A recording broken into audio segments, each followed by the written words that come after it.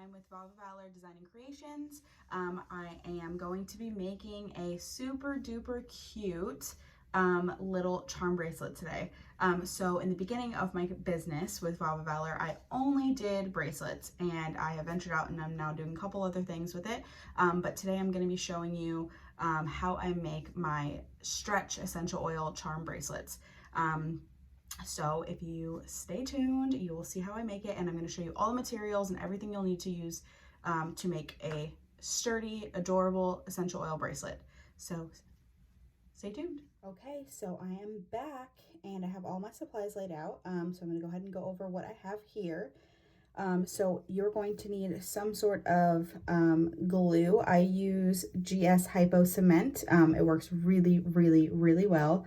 You can get this at Michael's. You can get this on Amazon.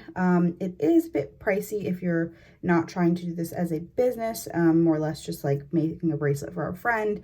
It does run between $6 and $8. So you can, I have heard of people using like super glue and stuff, but this works really, really well to adhere beads and jewelry and all sorts of stuff like that. I can also use this for crystals.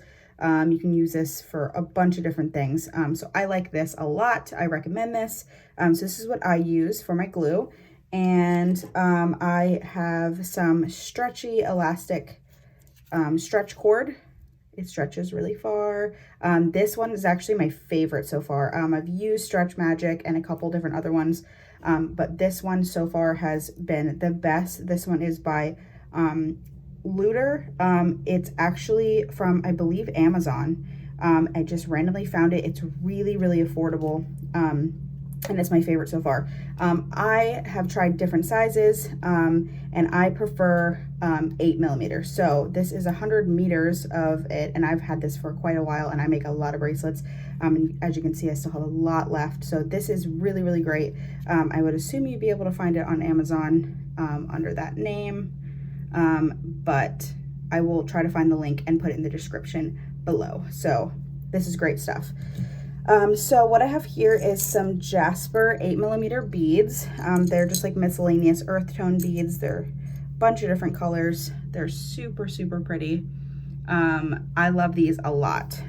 So today we're going to be using those. I also have some miscellaneous lava rock. So this is like a brown and a gray and like this really, really dull pink. I really, really love these. I actually got these from Etsy. I can try to find the link and post it below. If not, you can get lava rocks on Amazon. There's a bunch of different places you can find them, but I will also have those listed below. So I have a super cute little charm that says stick together, and it's so, so cute. It's really pretty on the back. Super, super cute. I believe I got this at Hobby Lobby, but you can find charms pretty much every craft store, Amazon, Etsy, so many different places. But I just have a charm, so you can use any charm you'd like, or you can, I believe, find this in Hobby Lobby if you were looking for this specific one. I believe I found it in Hobby Lobby. These are super cute little accent silver plated beads. You can find any type of accent beads. You can use whatever kind you like. These are really, really pretty. I believe I got these on AliExpress. So super cute. So I'm going to go ahead and get everything set up, and we're going to start making our bracelet. Okay, so you also need scissors. I didn't mention that before.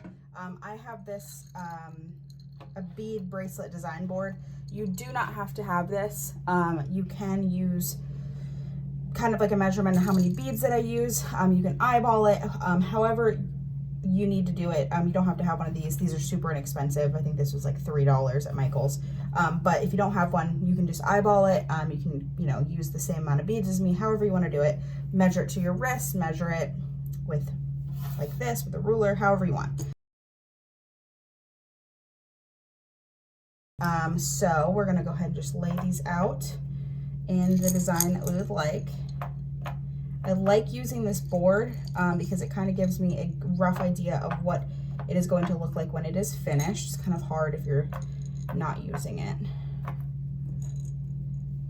All right, so I wanted to do those there, and then I wanted to start off with the pink and the brown and the gray. And I'm going to do, kind of can't really put the charm in this, but I'm going to do the 2 accent beads on either side of the brown, and I'm going to do this in the middle of the accent beads. So it'll kind of lay like this, and I'll have this here and another one on this side, which is going to be kind of hard to see. There you go.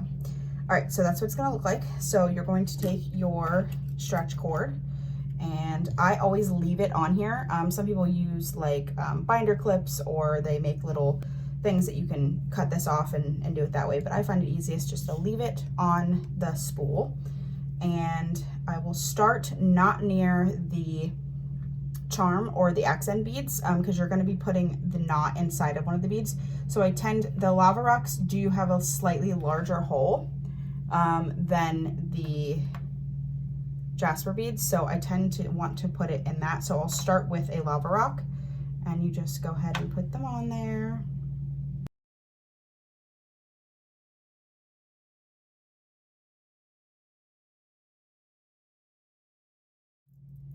Okay, so we have the bracelet put together so far.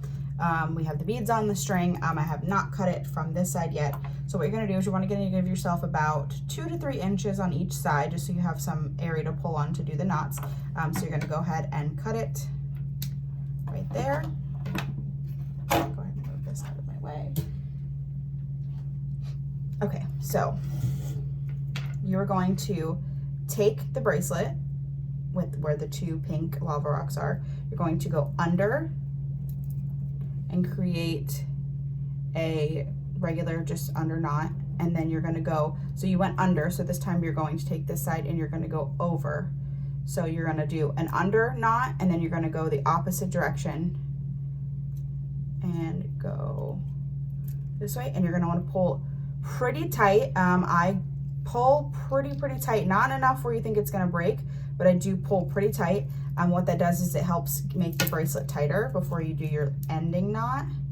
So I make it pretty tight, which makes it so that way the beads aren't separated from each other. And then I take it and I do a balloon knot, which is where you take your finger, you go around your finger, and then you go in just like you would tie a balloon. So then you have the 2 pieces right there. You pull it through. You're going to want to pull it close to there, just like that, and take the 2 pieces and separate them and pull down and pull really tight. You can kind of feel where you feel like if you pull too tight, it's going to break. But I only do 1 knot there. So you did an under knot, an over knot, and then you did a balloon knot. So that's what it's going to look like from here. And then you're just going to take it, and I normally cut it right about there. So you have a little tail, just so if it does move at all, it doesn't snap. So that's what it looks like from there. Then I take my glue, which normally I would have a cap, and normally it would have a little piece sticking out, but mine broke, so we're just gonna do it like this, so bear with me. So you take a little tiny bit of glue, like the tiniest bit of glue, and you don't need a lot, and you're just gonna put it on the knot, just like that. Sorry, I was out of frame. And you're just gonna slide it right in, and it's gonna stay hidden. I'm actually might move it to 1 more. Actually, no, that's fine. All right, and now your knot is hidden, and it will stay secure in there with the glue. A little bit more. It'll stay secure in there with the glue, and there's your bracelet. Super pretty. You have the 2 little accent beads. Let me move this a little bit. 2 little accent beads, and it'll just slide over your wrist just like so. And it'll look really pretty. And you have the little charm, and 7 fits me pretty well, so it's normally the number that I go with, but a lot of people wear 7.5. I did notice when I first started that people were complaining that they were too small, so I did start making all of my bracelets in 7.5, but 7 fits me just fine. So you'll just want to measure your wrist and make sure that it's the right size for you. And there you go. You're all finished, and your bracelet is ready to go or to sell.